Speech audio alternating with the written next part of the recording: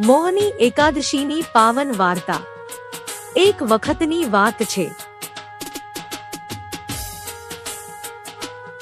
ભગવાન શ્રી કૃષ્ણએ ધર્મરાજ યુધિષ્ઠિરને મોહની એકાદશીનું મહાત્મ્ય સમજાવ્યું। શ્રી કૃષ્ણ કહે છે, હે રાજન, વૈશાખ મહિનાની શુક્લ પક્ષની એકાદશી મોહની એકાદશી તરીકે જાણીતી છે। આ એકાદશી વ્રતથી મનુષ્યના બધા પાપો નષ્ટ થાય છે અને મોહમાયા દૂર થાય છે। એક સમયે ધૃતમાન રાજા નામના એક ધર્મપ્રેમી રાજા હતા। તેઓ સત્ય અને ધર્મના માર્ગ પર ચાલતા હતા। તેમના રાજ્યમાં લોકો ખૂબ સુખી હતા।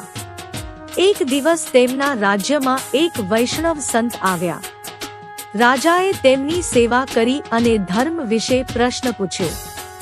સંતે કહ્યું, હે રાજન, મોહની એકાદશીનું વ્રત કરવાથી બધા પાપો દૂર થાય છે અને આત્મા શુદ્ધ બને છે।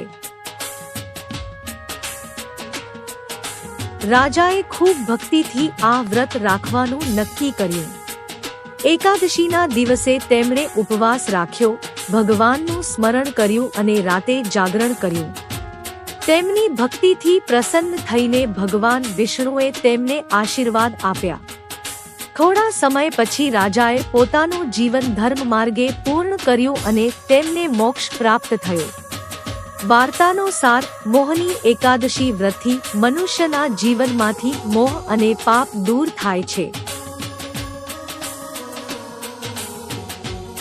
આ દિવસે ઉપવાસ, પૂજા અને ભગવાનનું સ્મરણ કરવાથી શાંતિ, સુખ અને સમૃદ્ધિ મળે છે।